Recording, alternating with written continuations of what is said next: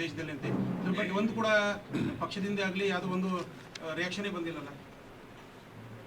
ಆರೋಪಗಳಲ್ಲಿ ಸತ್ಯಾಂಶದ reaction ಬರ್ತದೆ, ಹುಡುಗಾಟಿಕೆ ಮಾತುಗಳಿಗೆ ಯಾವುದೋ ರಿಯಾಕ್ಷನ್ ಬರೋದಕ್ಕೆ ಸಾಧ್ಯ ಇಲ್ಲ. ಒಂದು, ಇವತ್ತು ಬಿಜಾಪುರ ಜಿಲ್ಲೆಯಲ್ಲೇ ರಾಜ್ಯದ ಅಧ್ಯಕ್ಷನಾಗಿ ಮೊದಲ ಭೇಟಿ ನಾನು ನೀಡಿದ್ದೇನೆ. ಒಂದು ಮಾತನ್ನು ಸ್ಪಷ್ಟವಾಗಿ ಹೇಳ್ತೇನೆ, ನೇರವಾಗಿ ಹೇಳ್ತೇನೆ, ನಾನು ಹೇಳೋದಕ್ಕೇನು ಕೂಡ ಅಂಜಿಕೆ ಇಲ್ಲ. ನಾನೊಬ್ಬ ಭಾರತೀಯ ಜನತಾ ಪಾರ್ಟಿ ಅಧ್ಯಕ್ಷನಾಗಿ ನನಗೆ ಜವಾಬ್ದಾರಿ ಕೊಟ್ಟಿರ್ತಕ್ಕಂಥದ್ದು ನಮ್ಮ ಭಾರತೀಯ ಜನತಾ ಪಾರ್ಟಿಯ ವರಿಷ್ಠರು, ರಾಷ್ಟ್ರೀಯ ಅಧ್ಯಕ್ಷರು ನಡ್ಡಾಜಿಯವರು, ಪ್ರಧಾನಮಂತ್ರಿ ನರೇಂದ್ರ ಮೋದಿಜಿಯವರು, ಅಮಿತ್ ಶಾಜಿಯವರು ನನಗೆ ಜವಾಬ್ದಾರಿ ನೀಡಿದ್ದಾರೆ. ಯಡಿಯೂರಪ್ಪನವರಲ್ಲ, ಯಡಿಯೂರಪ್ಪನವ್ರ ಮಗ ಅನ್ನುವ ಹೆಮ್ಮೆ ನನಗಿದೆ. ಆದರೆ ಇವತ್ತು ರಾಜ್ಯದಲ್ಲಿರ್ತಕ್ಕಂಥ ಲಕ್ಷಾಂತರ ಕಾರ್ಯಕರ್ತರು ಇವತ್ತು ಭಾಳ ಸಂತೋಷದಿಂದಿದ್ದಾರೆ. ಇವತ್ತು ನನ್ನನ್ನು ರಾಜ್ಯದ ಅಧ್ಯಕ್ಷನಾಗ ಮಾಡಿದ ಮೇಲೆ ನಾನು ತಮ್ಮ ಮೂಲಕ ಪಕ್ಷದ ಎಲ್ಲ ಹಿರಿಯರನ್ನು ಇವತ್ತು ಎಲ್ಲರೂ ಕೂಡ ನನ್ನ ಜೊತೆ ಕೈ ಜೋಡಿಸಿದ್ದಾರೆ.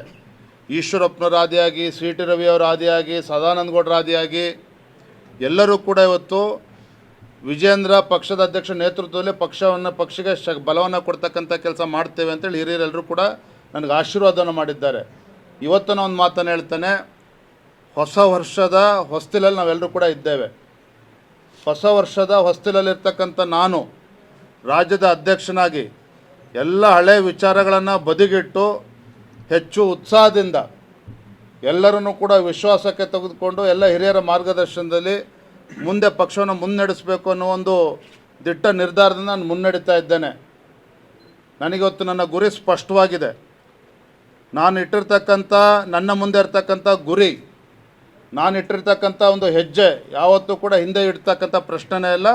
ನನ್ನ ಮುಂದೆ ಇರ್ತಕ್ಕಂಥ ಗುರಿ ಎಲ್ಲ 28 ಕ್ಷೇತ್ರಗಳನ್ನು ಭಾರತೀಯ ಜನತಾ ಪಾರ್ಟಿ JDS ಗೆಲ್ಲಬೇಕು, ನರೇಂದ್ರ ಮೋದಿಜಿಯವರ ಕೈಯನ್ನು ಬಲಪಡಿಸಬೇಕು. ಹಾಗಾಗಿ ಯಾವುದೇ ಕಾರಣಕ್ಕೂ ಹಿಂಜರಿತಕ್ಕಂಥ ಪ್ರಶ್ನೆನೇ ಇಲ್ಲ. ನಾನು ಮತ್ತೊಮ್ಮೆ ತಮ್ಮ ಮೂಲಕ ಮನವಿಯನ್ನು ಮಾಡ್ತೇನೆ, ನಾವೆಲ್ಲ ಪಕ್ಷದ ಮುಖಂಡರು ಎಲ್ಲರೂ ಕೂಡ ಒಗ್ಗಟ್ಟಾಗಿದ್ದೇವೆ, ಒಂದಾಗಿದ್ದೇವೆ. ಒಬ್ಬರಿಬ್ಬರೇನು ಮನಸ್ತಾಪಗಳಿದೆ, ಅದನ್ನು ಸರಿಪಡಿಸೋಕ್ಕಂಥ ಕೆಲಸವನ್ನು ಮಾಡ್ತೇನೆ. ಮತ್ತೊಂದು ವಿಚಾರ ತಾವು ಕೇಳೋಕ್ಕೂ ಮುಂಚೆನೇ ಹೇಳ್ತೇನೆ, ನಾನಾಗಲಿ ಅಥವಾ ಯಾವುದೇ ಪಕ್ಷದ ಮುಖಂಡರು ಕೇಂದ್ರಕ್ಕೆ ಹೋಗಿ ಏನೋ ಯಾರ್ದೋ ವಿರುದ್ಧ ಚಾಡಿ ಹೇಳಬೇಕು, ಕಂಪ್ಲೇಂಟ್ ಕೊಡಬೇಕು, ಏನೋ ಆ್ಯಕ್ಷನ್ ತೊಗೋಬೇಕು ಅಂತೇಳಿ ಈ ಕ್ಷಣವರೆಗೂ ನಾವು ಆ ಪ್ರಯತ್ನ ಮಾಡೋಕ್ಕೂ ಹೋಗಿಲ್ಲ, ಅದರ ಅವಶ್ಯಕತೆಯೂ ಇಲ್ಲ. ಆದರೆ ಮುಂದೆ ಸಂದರ್ಭ ಹೇಗೆ ಸೃಷ್ಟಿ ಆಗ್ತದೆ ಕೇಂದ್ರ ವರಿಷ್ಠರು ತೀರ್ಮಾನ ಮಾಡ್ತಾರೆ. ನಾನಂತೂ ಸ್ಪಷ್ಟವಾಗಿದ್ದೇನೆ, ಏನೇ ಸಣ್ಣ ಪುಟ್ಟ ವ್ಯತ್ಯಾಸಗಳಿದ್ದರೂ ಕೂಡ ನಾನು ವಯಸ್ಸಿನಲ್ಲಿ ಚಿಕ್ಕೋನಿರ್ಬೋದು, ಪಕ್ಷದ ಅಧ್ಯಕ್ಷನಾಗಿ ಎಲ್ಲರ ವಿಶ್ವಾಸಕ್ಕೆ ತೆಗೆದುಕೊಂಡು ಹೋಗ್ತಕ್ಕಂಥ ಕರ್ತವ್ಯ ನನ್ನ ಮೇಲಿದೆ. ಅದನ್ನು ಯಶಸ್ವಿಯಾಗಿ ಮಾಡ್ತೇನೆ ಅನ್ನೋ ಅಚಲವಾದಂಥ ವಿಶ್ವಾಸವೂ ಕೂಡ ನನಗಿದೆ.